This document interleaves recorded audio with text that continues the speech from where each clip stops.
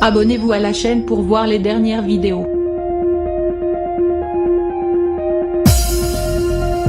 Samuel Le Bihan est plus que jamais au cœur des soirées télé des Français. Quand il n'enquête pas dans un épisode d'Alex Hugo.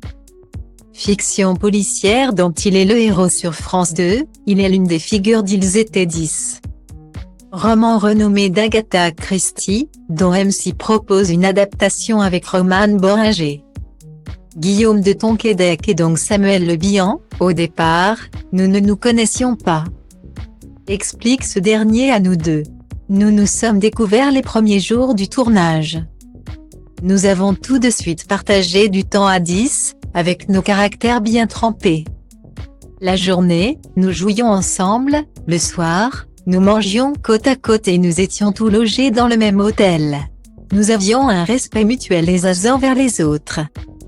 Ce tournage, c'est en Guadeloupe qu'il a eu lieu.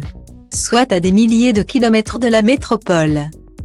Un point noir pour Samuel Le Bihan, papa fier et surtout très impliqué dans l'éducation de sa fille Angia. Atteinte d'autisme. Séparé de la maman, l'acteur de 55 ans en a la garde et a donc dû adapter sa vie professionnelle en fonction d'elle.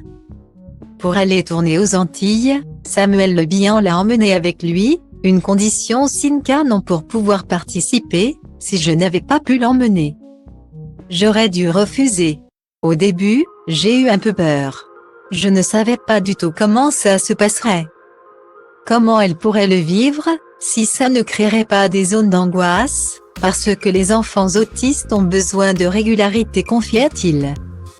Tout s'est finalement bien déroulé mais Samuel Le Bihan aspire désormais à plus de stabilité. Pour le bien-être de tous et surtout celui de sa fille de 10 ans, il a décidé de se poser, pendant 2 années. Angia m'a accompagné partout. Nous avons fait le tour du monde, mais elle a besoin de stabilité. Raconte-t-il à nous deux. Nous habitons désormais à Nice, c'est une ville douce et agréable. Dès que je le peux, je suis là. Ma fille est heureuse à l'école comme à la maison. Il n'y a ni tension ni reproche. Nous avons appris à nous écouter, nous avons un rapport très sain. J'ai appris à être un bon père.